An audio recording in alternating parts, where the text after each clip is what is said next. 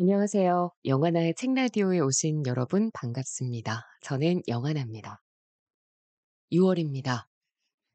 올해 5월은 그 어느 때보다도 더 빨리 지나간 것 같아요. 아마도 연휴도 유독 많았고 또 챙겨야 될 이벤트가 있는 날도 많아서였겠죠? 저는 사실 회사를 다닐 때 아무래도 회사가 방송국이다 보니까 휴일에도 생방송이 있었어요. 그래서 거의 18년이라는 시간 동안 주말이나 연휴를 온전히 쉬어 본 적이 별로 없었거든요. 그래서 연휴나 뭐 명절 내내 쉰다거나 뭐 연휴를 이용해서 여행을 간다거나 하기가 참 어려웠었는데 회사를 그만두고 나서는 연휴에 어디 갈지 여행 계획도 좀 미리 짜볼 수 있고 '내가 이번 연휴에 며칠을 쉴 수 있지? 내가 근무가 없는 날이 언제지?' 막 이런 거 계산 안 하고 온전히 다 쉴 수 있다는 게 참 좋더라고요.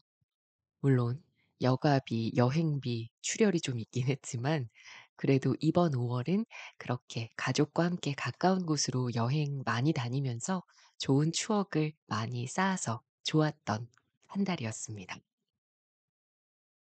오늘은 19 번째 책을 소개해 드리는 날입니다. 오늘의 책은요. 도둑맞은 집중력입니다. 한동안 좀 말랑말랑하고 따뜻한 에세이 위주로 읽다가 좀 정신이 번쩍 들 만한 드라이한 책이 없을까 하고 찾아보다가 이 책을 골라 봤는데요. 책을 샀을 때는 몰랐는데 요즘 이 책 베스트셀러더라고요. 제목부터 일단 이목을 끌었습니다. 보통 집중력에 대한 책이 나온다면 집중력을 높이는 방법에 주로 초점을 맞출 텐데 이 책은 특이하게 집중력이 도둑 맞았다라는 표현을 썼잖아요. 아, 그렇다면 우리가 집중력을 잃은 이유를 스스로가 아닌 제3자 혹은 환경에서 찾아보겠다는 스토리겠구나라는 생각이 드니까 아, 한번 사서 읽어봐야겠다라는 생각이 들었습니다. 여러분께서는 평소에 집중을 잘 하는 편이신가요? 아니면 조금 질문을 바꿔서 하루 중에 몇 분 혹은 몇 시간 동안 한 가지 일에 집중하는 게 가능하신가요? 최근 현대 사회에서는 이 현대인들의 집중력이 화두로 떠오르고 있습니다. 스마트폰과 인터넷에 익숙해진 현대인들은 이제 오랜 시간을 들여 읽고 이해해야 하는 글보다는 사진과 영상이 더 편해지기 시작했죠. 1 시간짜리 TV 프로그램 2 시간을 넘어가는 영화나 뮤지컬보다는 60 초짜리 릴스, 쇼츠, 틱톡 등의 플랫폼에 점점 익숙해지는 분위기입니다. 집중력이 점점 떨어질 수밖에 없는 환경으로 변화하고 있는 거죠. 이 책의 저자인 요한 하리는 영국 엠네스티 인터내셔널이 인정한 저널리스트이자 뉴욕타임스 베스트셀러 작가입니다. 도둑맞은 집중력에서는 전 세계의 3만 마일을 이동하면서 만난 신경과학자, 사회과학자, 철학자, 심리학자와의 인터뷰와 다양한 연구 사례들, 그리고 집중력 위기 한복판에 놓인 자신과 자신의 주변인들의 경험을 절묘히 결합해 집중력 문제를 이해하고 해결하는 데 있어서 아주 색다른 시각을 제시하고 있습니다. 저자는 현재 우리가 겪고 있는 집중력 문제가 현대 사회의 비만율 증가와 유사하다고 설명합니다. 정크푸드를 중심으로 한 식품 공급 체계와 생활 방식의 변화가 비만율의 증가를 만든 것처럼 집중력 위기가 온 것도 현대 사회 시스템이 만들어낸 유행병과 같다는 거죠. 그렇다면 저자가 정의하는 우리의 집중력을 빼앗아가는 그 도둑들, 과연 무엇일까요? 한번 읽어보겠습니다. 순애와 그의 동료들은 이러한 변화를 일으킨 요인이 무엇인지 알고 싶어서 복잡한 수학 모델을 만들었다. 기후과학자들이 날씨 변화를 제대로 예측하기 위해 구축하는 시스템과 비슷하다. 이 모델은 자료에 어떤 변화를 가해야 연구팀이 입증한 집중력의 쇠퇴와 비슷한 방식으로 자료가 점점 빠르게 오르내리는지를 파악할 수 있게 제작됐다. 연구팀은 매번 이러한 변화를 일으킬 수 있는 하나의 메커니즘이 있음을 발견했다. 그저 시스템에 정보를 더욱 채우기만 하면 되었다. 정보를 더 많이 주입할수록 사람들이 개별 정보에 집중하는 시간이 줄었다.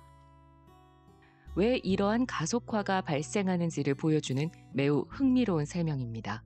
순애가 말했다. 그저 오늘날의 시스템에 정보가 더 많은 겁니다. 100년 전을 생각해보면 뉴스가 이동하는데 말 그대로 시간이 걸렸어요.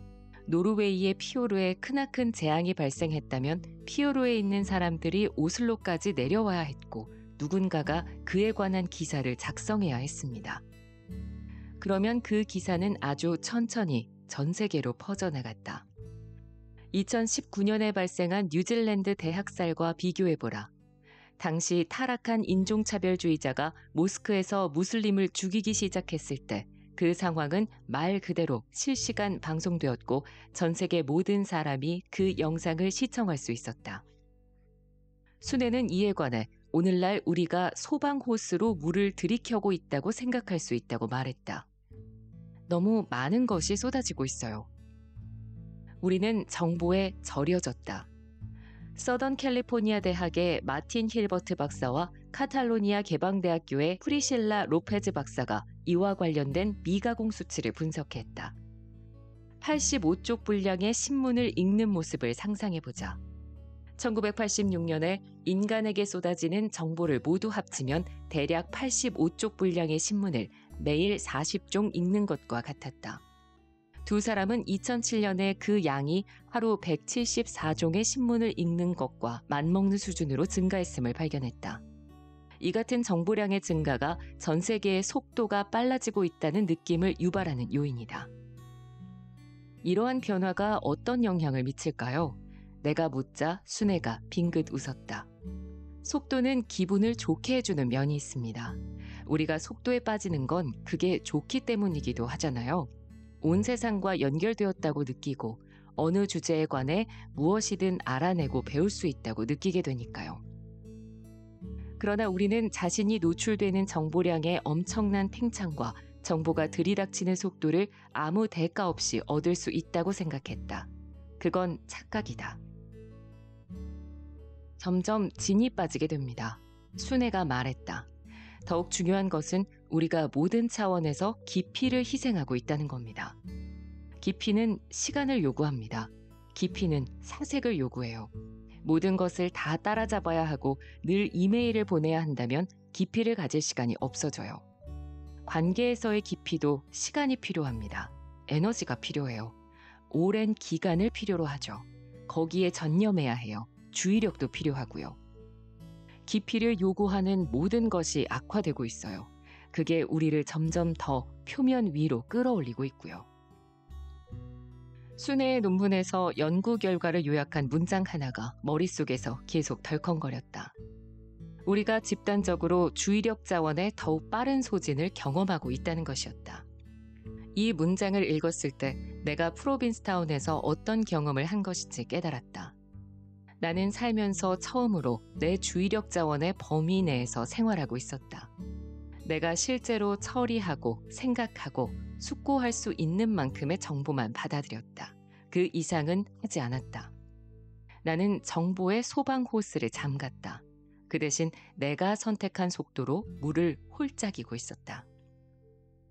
순애는 잘 웃는 상냥한 덴마크인이지만 이러한 추세가 미래에 어떻게 전개되느냐고 묻자 몸이 굳고 미소가 깊은 주름으로 바뀌었다. 가속화는 매우 오래전부터 진행됐고 당연히 우리는 그게 어딘지는 몰라도 한계에 점점 가까워지고 있습니다. 순애가 말했다. 이러한 가속화는 무한정 진행될 수 없습니다. 상황이 바뀌는 속도에는 물리적 한계가 있어요. 어느 시점에는 반드시 멈출 수밖에 없습니다. 하지만 현재로서는 속도가 느려지지 않을 것으로 보입니다. 나와 만나기 직전 순애는 페이스북의 창립자인 마크 저커버그의 사진 한 장을 보았다. 그가 어느 방의 앞쪽에 서 있었고 방 안에 있는 사람들은 전부 가상현실 헤드셋을 쓰고 있었다. 저커버그는 실제 현실에 서 있는 유일한 사람이었고 미소 띤 얼굴로 사람들을 바라보며 자랑스러운 듯 주변을 천천히 걷고 있었다. 순애는 이렇게 말했다. 그 사진을 보고 이렇게 생각했어요. 제기랄, 미래에 대한 은유잖아. 순애는 추세를 바꾸지 못하면 상류층은 주의력이 처한 위험을 매우 잘 인식해 자신의 한계 내에서 살아갈 방법을 찾고, 나머지 사회 구성원은 조종에 저항할 자원이 적어서 컴퓨터 속 세상에 살며 점점 더 남에게 조종되는 사회가 올 것이라 우려한다. 이 모든 것을 알게 된 순애는 자기 삶을 탈바꿈했다. 트위터를 제외한 모든 소셜미디어를 끊었고, 트위터는 일주일에 한 번, 일요일에만 확인한다. 텔레비전 시청도 중단했다. 더 이상 소셜미디어로 뉴스를 보지 않고 대신 신문을 구독했다. 책도 더 많이 읽는다. 아시겠지만 자제력과 관련된 모든 문제는 한 번 고친다고 영원히 고쳐지는 게 아니에요. 순애가 말했다. 가장 먼저 깨달아야 하는 건 그게 계속되는 싸움이라는 거예요. 그러나 그는 이러한 노력이 삶을 대하는 방식에 철학적 변화를 일으켰다고 말했다. 보통 우리는 쉬운 길로 가고 싶어 해요. 하지만 우리가 행복할 때는 약간 어려운 일을 할 때거든요. 핸드폰이 생기면서 사람들은 늘 중요한 것보다는 쉬운 것을 제한하는 물건을 언제나 주머니에 넣고 다니게 된 거예요. 순애가 나를 보며 미소 지었다. 나 자신에게 더 어려운 것을 선택할 기회를 주고 싶었어요.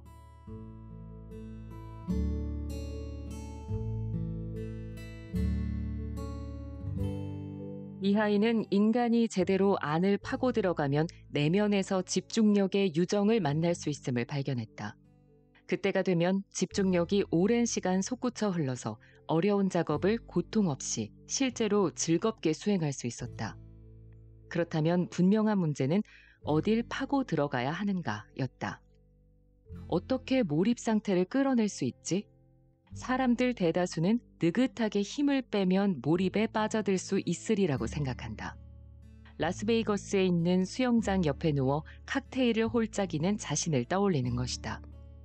그러나 미하이는 실제 이완으로는 좀처럼 몰입 상태에 빠질 수 없다는 사실을 발견했다. 우리는 다른 길을 통해 몰입에 도달해야 한다. 미하이의 연구는 몰입의 다양한 측면을 규정했지만 내가 보기에 몰입 상태에 빠져들기 위해 알아야 할 내용은 다음 3가지로 요약할 수 있다. 가장 먼저 해야 할 것은 이 캔버스에 그림을 그릴 거야. 이 언덕을 뛰어오를 거야. 아이에게 수영을 가르칠 거야처럼 명확하게 정의된 목표를 선택하는 것이다. 그 목표를 추구하겠다고 마음먹고 그러는 동안 다른 목표는 옆에 치워둬야 한다. 몰입은 한 번에 하나만 할 때, 다른 모든 것은 접어두고 한 가지만 하기로 할 때 찾아온다. 미하이는 정신을 산만하게 하는 요소와 멀티태스킹이 몰입을 방해하며 한 번에 2개 이상의 일을 하려는 사람은 절대 몰입 상태에 이를 수 없음을 발견했다. 몰입은 한 가지 사명에 모든 지적 능력을 쏟아 부을 것을 요구한다. 둘째로 자신에게 의미 있는 일을 해야 한다. 이는 집중력에 관한 기본 사실이다. 우리는 자신에게 유의미한 것에 주의를 기울이도록 진화했다. 앞에서 인용한 의지력의 최고 전문가 로이 바우마이스터는 이렇게 말했다. 개구리는 자신이 먹을 수 있는 파리를 자신이 먹을 수 없는 돌보다 훨씬 많이 쳐다볼 겁니다. 개구리에게 파리는 유의미하고 돌은 그렇지 않다. 그러므로 파리에 쉽게 주의를 기울이고 돌에는 좀처럼 주의를 기울이지 않는다. 로이 바우마이스터는 말한다. 그건 뇌의 설계 때문입니다. 뇌는 자신에게 중요한 일에 집중하도록 만들어졌어요. 결국 온종일 자리에 앉아 돌을 쳐다보는 개구리는 굶주리게 될 것이다. 어떤 상황에서든 내게 의미 있는 일에는 주의를 기울이기 더 쉽고 무의미해 보이는 일에는 더 어렵다. 의미를 못 느끼는 일을 하려고 애쓰고 있다면 집중력은 자주 미끄러지고 빠져나갈 것이다. 셋째로, 능력의 한계에 가깝지만 능력을 벗어나지는 않는 일을 하는 방법이 도움이 된다. 선택한 목표가 너무 손쉬우면 우리는 자동 조종 모드에 돌입한다. 반면 목표가 너무 어려우면 초조해지고 평상심을 잃어서 몰입에 빠져들지 못한다. 중급 수준의 경험과 재능을 가진 암벽 등반가를 떠올려보자. 그 사람이 마당 뒤에 있는 오래된 벽돌담을 기어오른다면 너무 쉬워서 몰입할 수 없을 것이다. 갑자기 킬리만자로 산맥의 산등성이를 오르라는 말을 듣는다면 역시 기겁해서 몰입할 수 없을 것이다. 그에게 필요한 이상적인 목표는 마지막으로 오른 산보다 약간 더 높고 어려운 산이다. 그러므로 몰입 상태가 되려면 단일한 목표를 택해야 하고 그 목표가 반드시 자신에게 유의미해야 하고 능력의 한계까지 스스로를 밀어붙여야 한다. 이 조건을 충족해서 몰입에 빠져들면 쉽게 알아차릴 수 있는데 몰입은 특별한 정신 상태이기 때문이다. 몰입한 사람은 자신이 오로지 현재에 머무는 기분을 느낀다. 자의식이 사라지는 상태를 경험한다. 자아가 소멸해 목표와 내가 하나 되는 느낌과 비슷하다. 내가 기어오르는 암벽이 곧 내가 되는 것이다.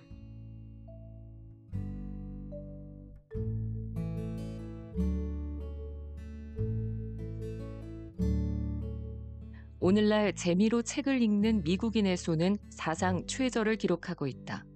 미국인 2만 6천 명으로 구성된 표본을 연구하는 미국 시간사용조사는 2004년에서 2017년 사이에 재미로 독서를 하는 비율이 남성은 40%, 여성은 29% 줄었음을 발견했다. 여론조사 기업인 갤럽은 한 해에 책을 한 권도 읽지 않은 미국인 비율이 1978년과 2014년 사이에 3배로 뛰었음을 확인했다.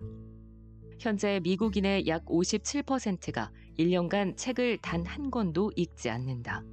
이러한 경향은 점점 커져 2017년에 미국인의 하루 평균 독서 시간은 17분, 하루 평균 핸드폰 사용 시간은 5.4시간이 되었다. 복잡한 소설은 특히 순환을 겪고 있다. 현대 역사상 처음으로 오로지 재미로 문학을 읽는 사람 수가 미국인의 절반에도 못 미친다. 미국만큼 철저히 연구되지는 않았지만 영국을 비롯한 다른 국가도 비슷한 추세로 보인다. 2008년과 2016년 사이에 영국 소설 시장 규모가 40% 줄었다. 단 한 해 동안 페이퍼백 소설 판매량이 26%나 폭락했다. 미하이 칙센트미하이는 자신의 연구를 통해 사람들이 살면서 경험하는 가장 단순하고 흔한 형태의 몰입 중 하나가 독서이며 다른 형태의 몰입과 마찬가지로 독서 역시 끊임없이 주의를 산만하게 하는 문화 속에서 점점 사라져가고 있음을 알게 되었다. 많은 사람에게 독서는 자신이 경험하는 가장 깊은 형태의 집중 상태다. 사람들은 독서를 통해 차분하고 침착하게 인생의 긴 시간을 한 가지 주제에 바치고 그 주제가 우리의 정신에 스며들게 한다. 독서는 지난 400년간 가장 깊이 있는 인류 사상의 대부분을 이해하고 설명하는 도구였다. 그리고 이 경험은 현재 나락으로 떨어지는 중이다. 프로빈스타운에서 내가 그저 책을 더 많이 읽는 게 아니라 전과 다르게 읽는다는 사실을 알아차렸다. 나는 내가 고른 책에 더욱 깊이 침잠하고 있었다. 무척 긴 시간 동안 책 속에서 길을 잃었고 읽은 내용을 더 많이 이해하고 기억하고 있다고 느꼈다. 해변에 펼친 접이식 의자에서 책을 한 권 한 권 읽어나가면서 지난 5년간 정신없이 전 세계를 오갈 때보다 더 멀리 여행하고 있는 기분이었다. 나는 나폴레옹 전쟁터에서 싸우고 있다가 미국 남부의 노예가 되었고 다시 아들이 살해되었다는 소식을 듣지 않으려 애쓰는 이스라엘인 어머니가 되었다. 이때를 되돌아보다가 10년 전에 읽었던 책 한 권을 생각하기 시작했다. 그 책은 바로 니콜라스 카의 생각하지 않는 사람들로 점점 커지는 집중력 위기의 중요한 측면을 사람들에게 알린 획기적인 책이다. 니콜라스 카는 우리가 인터넷으로 자리를 옮기면서 독서 방식이 바뀌는 것 같다고 경고했다. 그래서 나는 이 책이 출간된 이후 무엇이 더 발견되었는지 알아보기 위해 그에게 정보를 준 핵심 전문가 중 한 명을 만나러 갔다. 아네망에는 노르웨이 스타방헤르 대학에서 문해력을 연구하는 교수로 20년간 이 주제를 연구하면서 결정적 사실을 증명했다고 설명했다. 독서는 우리에게 특정 방식의 읽기를 훈련시키는데 바로 오랜 시간 한 가지에 집중하는 선형적 방식의 읽기다. 아내는 화면을 통한 읽기와 이와는 다른 방식, 즉 정신없이 넘기면서 초점을 옮기는 방식의 읽기를 훈련시킨다는 사실을 알아냈다. 아내의 연구는 사람들이 화면으로 글을 읽을 때 대충 훑어보는 경우가 많다는 사실을 발견했다. 우리는 정보를 재빨리 훑어서 필요한 내용을 뽑아내려 한다. 그러나 아내는 사람들이 이 행동을 오래 지속하면 이러한 훑어보기가 번져나가게 된다고 말했다. 점차 우리가 종이에 쓰인 글을 읽는 방식에까지 영향을 미치기 시작합니다. 이러한 행동이 거의 디폴트 상태가 되는 거죠. 내가 프로빈스타운에 막 도착해 디킨스의 책을 읽으려고 할 때 겪은 경험이 바로 이것이었다. 나는 디킨스보다 먼저 달려나가고 있었다. 디킨스의 책이 뉴스 기사인 듯이 핵심 사실을 내놓으라고 다그치고 있었던 것이다. 이러한 변화는 읽기와 다른 관계를 맺게 한다. 읽기는 더 이상 다른 세상으로의 즐거운 침잠이 아니라 붐비는 슈퍼마켓을 마구 뛰어다니며 필요한 물건을 잡아채서 빠져나가는 행위에 가까워진다. 이러한 전환이 일어나면 우리는 독서 자체의 즐거움을 잃게 되고 독서는 매력을 잃는다. 다른 연쇄 반응도 나타난다. 아내는 실험을 통해 사람들을 두 집단으로 나눈 뒤 한 집단에게는 종이책으로 정보를 제공하고 다른 한 집단에게는 똑같은 정보를 화면으로 제공했다. 그 다음 모두에게 방금 읽은 내용을 질문했다. 이렇게 하면 화면으로 정보를 본 사람들은 내용을 더 적게 이해하고 기억한다는 사실을 알 수 있다. 여기에는 54개 연구에서 나온 폭넓은 과학적 증거가 존재하며 아내는 이러한 현상을 화면의 열쇠라 일컫는다고 설명해 주었다. 책과 화면에서 나타나는 이해 차이가 얼마나 크냐면 초등학생의 경우 1년 동안 성장하는 독해력의 3분의 2에 맞먹는다. 아내의 말을 들으며 독서의 붕괴가 어떤 면에서는 집중력 감퇴의 증상이자 원인임을 깨달았다. 이러한 변화는 나선의 형태를 띈다. 우리는 책에서 화면으로 이동하기 시작하면서 책에서 나오는 더 깊은 형태의 읽기 능력을 잃기 시작했고 결국 책을 더욱더 안 읽게 되었다. 몸무게가 늘면 운동하기가 점점 더 어려워지는 것과 비슷하다. 아내는 우리가 그 결과 긴 텍스트를 읽는 능력을 잃고 있지는 않은지, 또한 인지적 참을성과 인지적으로 힘겨운 텍스트를 다루는 지구력 및 능력을 잃고 있지는 않은지 우려스럽다고 말했다. 하버드 대학에서 인터뷰를 할 때 한 교수는 학생들에게 짧은 책조차 읽히기 힘들어서 갈수록 책 대신 팟캐스트나 유튜브 영상을 알려주고 있다고 말했다. 이곳은 하버드다. 나는 깊은 형태의 집중이 이토록 크고 빠르게 위축되는 세상에서 무슨 일이 벌어질지 궁금해졌다. 가장 깊은 층위의 사고가 점점 더 적은 사람에게만 가능해져서 마침내 오페라나 배구처럼 극소수의 취미가 되면 무슨 일이 벌어질까?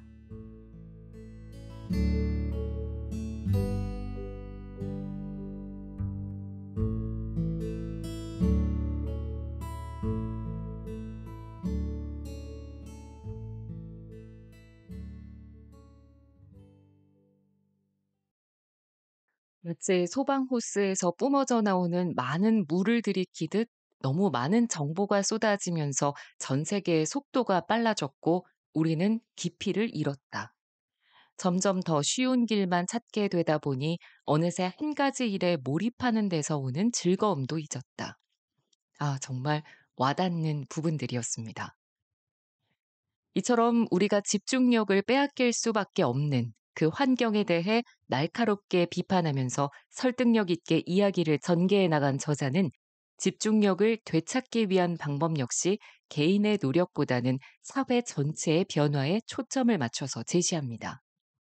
어찌 보면 굉장히 거대 담론적인 방법이라서 이게 말이 되나? 라는 반응이 금방 튀어나올 수도 있을 것 같은데요. 그 해결책은 바로 기업 규제, 즉 감시 자본주의를 금지하고 주 4일제를 도입하고 아이들이 좀 더 자유분방하게 뛰놀 수 있는 환경을 만들어줘야 한다는 것이었습니다. 다이어트 책이 비만 위기를 결정적으로 해결하지 못했던 것처럼 디지털 다이어트 책 역시 집중력 위기를 해결하지 못하는 게 당연하고, 그렇기 때문에 우리는 이 문제에서 작동하는 더 거대한 세력을 이해하고 맞서 싸워야 한다는 거죠. 단순히 개인의 문제로 돌려서 개개인들이 스스로 해결책을 찾는 데에서만 그치면 안 된다는 건데요. 이 부분 계속해서 이어 읽어보겠습니다. 내가 니르의 접근법에 점차 불편함을 느낀 이유를 온전히 이해하게 된 것은 이 문제에 대해 여러 사람과 이야기를 나누면서였다. 그중 한 명이 샌프란시스코 주립대학의 경영학 교수 로널드 퍼서였다. 그는 그때까지 들어본 적 없었던 잔혹한 낙관주의라는 개념을 소개해 주었다. 잔혹한 낙관주의는 비만이나 우울, 중독처럼 우리 문화의 근본 원인이 있는 거대한 문제와 관련해 사람들에게 긍정적인 언어로 단순한 개인적 해결책을 제시하는 것을 말한다. 이 주장은 낙관적으로 들리는데 문제를 금방 해결할 수 있다고 말하기 때문이다. 그러나 사실 이 주장은 잔혹한데, 이렇게 제시하는 해결책이 너무 제한적이고 근본 문제를 전혀 보지 못하기에 결국 대다수에게 별 도움이 안 되기 때문이다. 로널드는 역사학자 로런 벌렌트가 처음 이름을 붙인 이 개념의 사례를 여러 제시했다. 내가 이 개념을 제대로 이해하기 시작한 것은 그가 또 다른 문제에 이 개념을 적용했을 때인데, 집중력과 관련이 있으면서도 별개인 이 문제는 바로 스트레스다. 잠시 시간을 들여 이 문제를 자세히 살펴보는 것이 좋을 듯하다. 집중력과 관련해서 니르가 어떤 실수를 하고 있는지 이해하는 데 도움이 될 것이기 때문이다. 로널드는 뉴욕타임스 기자가 쓴 한 베스트셀러에 대해 설명해 주었다. 그 책은 독자들에게 스트레스는 우리에게 부과되는 것이 아니다, 우리가 스스로에게 부과하는 것이다 라고 말한다. 스트레스는 감정이다. 스트레스는 일련의 생각이다. 다르게 생각하는 법을 배우기만 하면 스트레스는 싹 사라질 것이다. 그러니 명상하는 법을 배워라. 당신의 스트레스는 마음을 챙기지 못하는 데서 온다. 이 메시지는 낙관적인 약속을 생생하게 전달한다. 그러나 로널드는 현실에서 스탠퍼드 경영대학원의 과학자들이 대규모 연구를 통해 미국에서 스트레스를 일으키는 주요 원인을 파악해오고 있음을 지적한다. 그 원인은 건강보험의 부족, 끊임없는 정리해고의 위협, 의사결정에서 자유재량과 자율성의 부족, 긴 근무시간, 낮은 조직 공정성, 비현실적인 요구다. 당뇨병을 앓고 있는데 건강보험이 없어서 인슐린을 구매하지 못한다면, 또는 동료들이 한 명씩 정리해고를 당하고 있고 다음번은 내 차례일 것이라는 끔찍한 기분이 든다면, 스트레스는 우리가 스스로에게 부과하는 것이 아니라 우리에게 부과되는 것이다. 로널드는 명상이 도움이 될 수 있다고 생각하고 나도 이에 동의한다. 그러나 명상으로 스트레스와 굴욕감에서 벗어나라고 말하는 전형적인 베스트셀러는 헛소리다. 아이 4명을 키우며 쓰리잡을 뛰는 히스패닉 여성에게 그렇게 말해보세요. 로널드는 스트레스가 그저 생각의 문제라고 말하는 사람들이 특권을 가진 위치에 있다고 말한다. 그 사람들은 쉽게 그렇게 말할 수 있습니다. 로널드가 사례로 제시한 한 기업은 일부에게 제공되는 건강보험 혜택을 삭감하는 동시에 직원에게 명상 수업을 제공해 앞에서 말한 뉴욕타임스 기자에게 좋은 평가를 들었다. 이는 분명 잔혹한 일이다. 문제의 해결책이 있다고 말한 다음 악몽 같은 현실에 그대로 내버려 두는 것. 직원에게 인슐린은 주지 않을 거지만 사고방식을 바꾸는 법에 대한 수업은 제공할 겁니다. 마리 앙투아네트가 한 말인 "그럼 케이크를 먹게 하세요의 21세기 버전이다. 그럼 이 순간에 머물게 하세요. 잔혹한 낙관주의는 처음에는 친절하고 낙관적으로 보이지만 종종 추악한 여파를 미친다. 잔혹한 낙관주의는 이 작고 얄팍한 해결책이 실패할 때 개인이 시스템을 탓할 수 없게 만들고 결국 개인은 자기 자신을 탓하게 된다. 개인은 자신이 일을 다 망쳤다고, 자신이 못난 것이 문제라고 생각하게 된다. 로널드는 이러한 관점이 과로 같은 스트레스의 사회 원인에서 주의를 돌리게 하고 순식간에 피해자에게 책임을 전가할 수 있다고 말했다. 잔혹한 낙관주의는 이렇게 속삭인다. 문제는 시스템에 있는 게 아니야. 문제는 네 안에 있어.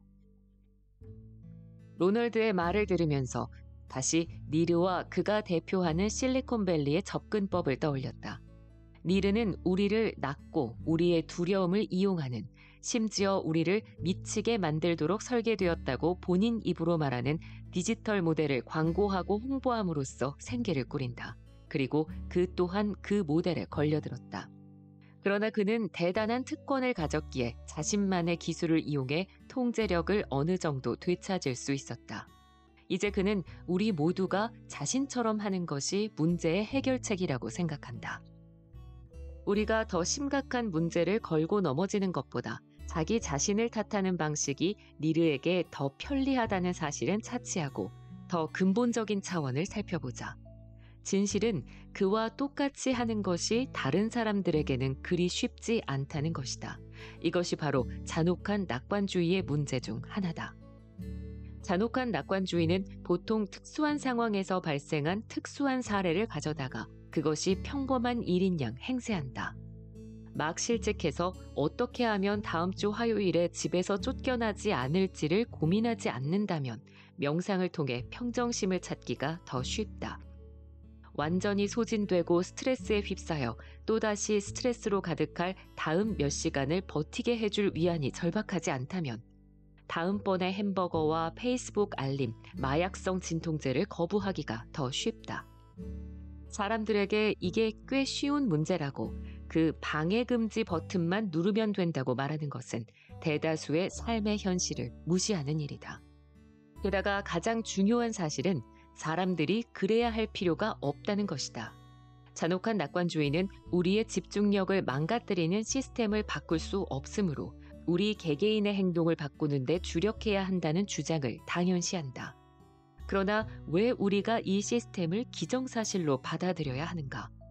우리를 낳고 미치게 만들도록 설계된 프로그램이 가득한 환경을 왜 받아들여야 하는가?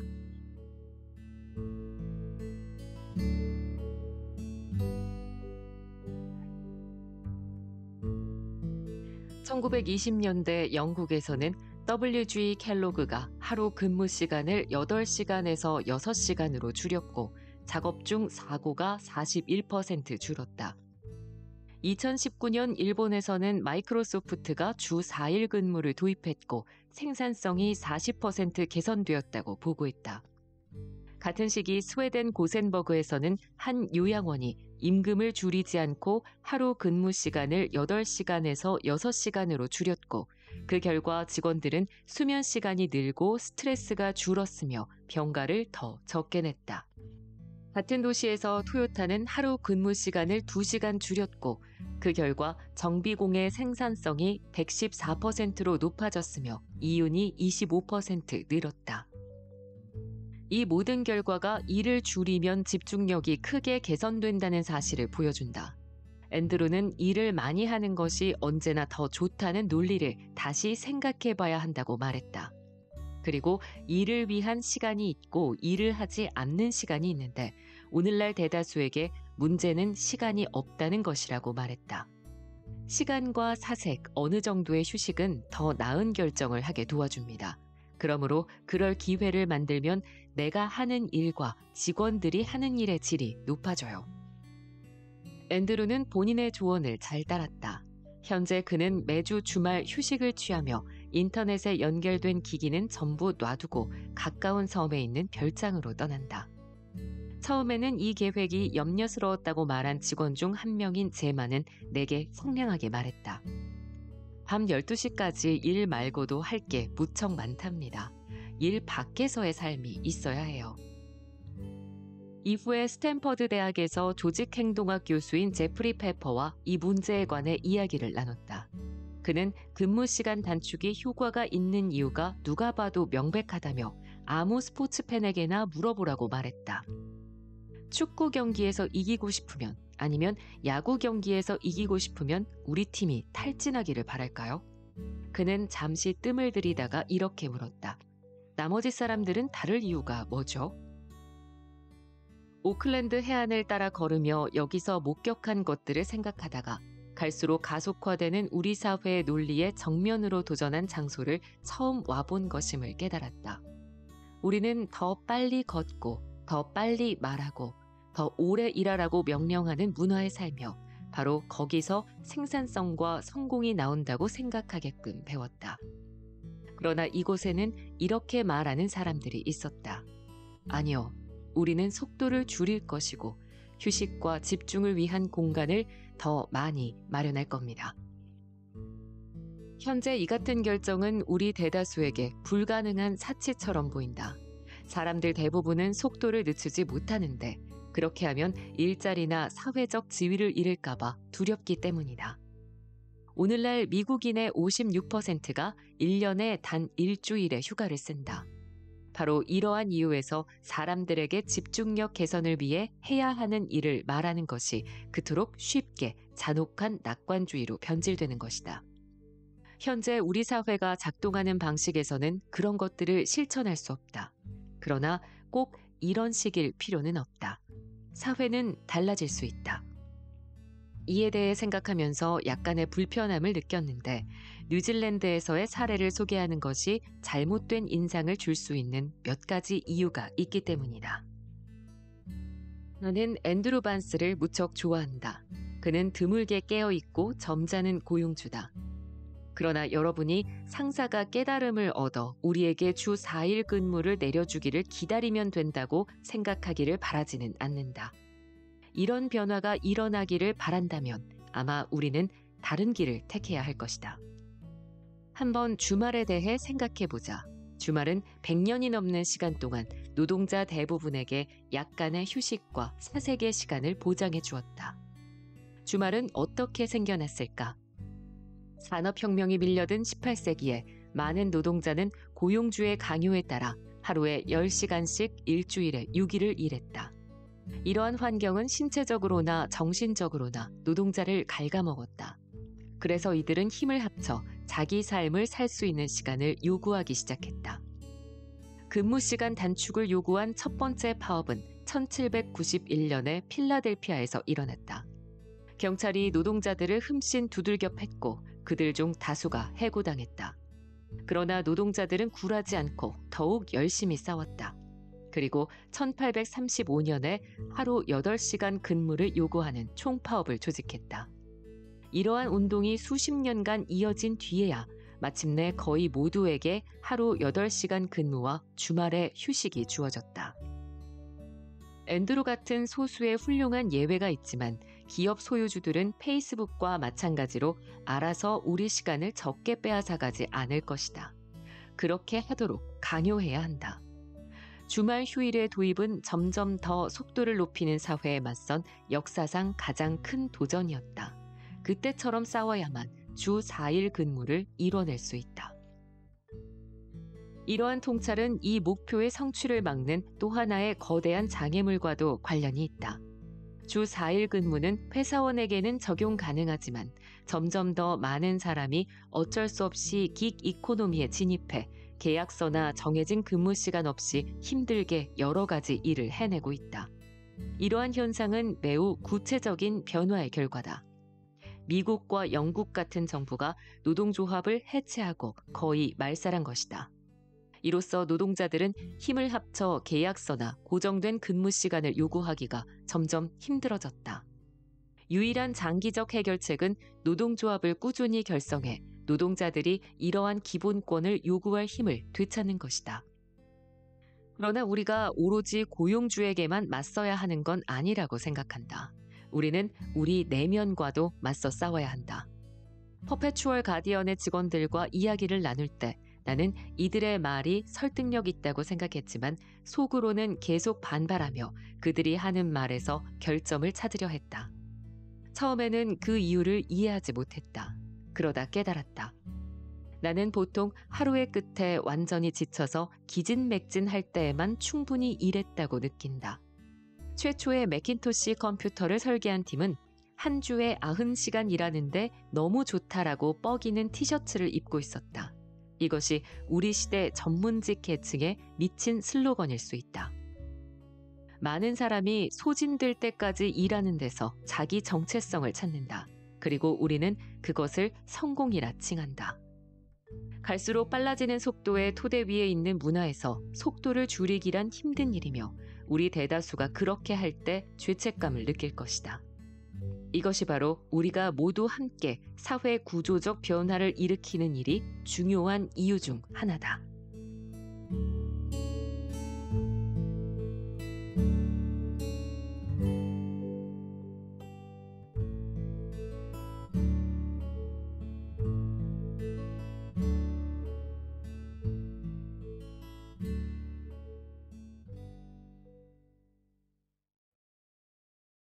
아마 저자가 제시한 이 해결책들을 듣고 많은 분들이 이렇게 생각하실 겁니다. 감시 자본주의 금지, 주 4일제 도입, 아이들의 자유로운 놀이 환경 조성. 좋은 거 다 알지. 그런데 그걸 어떻게 하루아침에 바꾼단 말인가? 네, 저자도 그걸 우려했는지 이 책의 맨 마지막 에필로그에서 이렇게 언급을 했더라고요. 바로 이 부분인데요. 보통 사회 변화를 주장하는 사람은 순진하다는 말을 듣는다. 사실은 정반대다. 우리 시민이 아무것도 할 수 없으며 권력자들이 원하는 것은 무엇이든 다 하도록 내버려 두어도 우리의 집중력은 어떻게든 살아남을 거라는 생각이야말로 순진하다. 힘을 합친 민주적 캠페인이 세상을 바꿀 수 있다고 믿는 데는 순진한 점이 전혀 없다. 인류학자 마거릿 미드가 말했듯 오직 그렇게 믿는 사람들만이 세상을 바꿔왔다. 생각해보면 우리나라도 이 90년대까지만 해도 토요일까지 주 6일 근무하는 게 당연했었던 시절이 있었습니다. 주 5일제를 도입한다고 했을 때 정말 세상이 무너질 것처럼 각계각층이 막 반발했던 게 저도 당시 어릴 때지만 생생하게 기억이 나거든요. 또 당장 최근을 떠올려 봐도 코로나 이전에는 재택근무나 탄력근무 상상도 못했던 일입니다. 그런데 코로나 이후 재택근무와 탄력근무가 가능하다는 걸 알게 됐고요. 실제로 이루어지는 곳들이 꽤 늘었습니다. 또 예전에는 출산 휴가, 육아 휴직, 꿈만 꿀 수 있었던 제도였지만 이제 아빠도 육아 휴직을 당당히 쓰는 회사가 조금씩 늘고 있죠. 이렇게 '이게 될까?' 싶었던 일들도 시민들이 꾸준히 목소리를 내면 변하는 사례들을 우리는 사실 이미 많이 봐 왔습니다. 물론 당장은 어렵더라도 이렇게 책을 읽고 문제의식을 느끼고 깨어 있는 시민들이 많아지면 많아질수록 우리 사회는 변화에 한 걸음씩 다가갈 수 있을 겁니다. 영하나의 책라디오 19번째 책 도둑맞은 집중력이었습니다. 책을 다 읽고 나니까 책 제목에 왜 도둑맞은이라는 표현을 썼는지 제대로 확실히 이해를 하게 됐고요. 이 현대인들의 집중력을 사회 문제화해서 사회의 변화를 요구하는 이 전개 방식이 '아 역시 저자가 기자구나.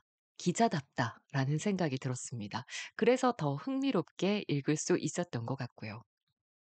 이렇게 마인드 컨트롤을 하면 스스로의 집중력을 높일 수 있습니다. 이런 게 아니라 개개인의 노력도 물론 중요하지만 결국 근본적인 해결책은 다 함께 이 사회를 바꿔야 한다는 것이다. 라는 이 동료가 저는 참 마음에 들더라고요.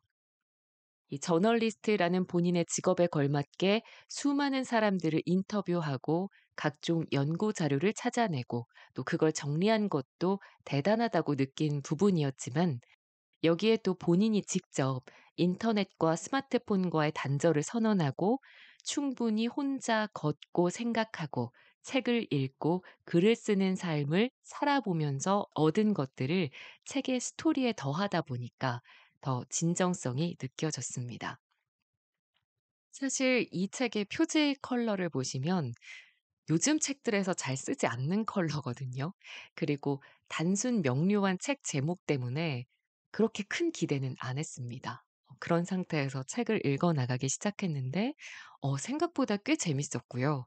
또 배우고 느낄 수 있는 포인트들도 많았습니다.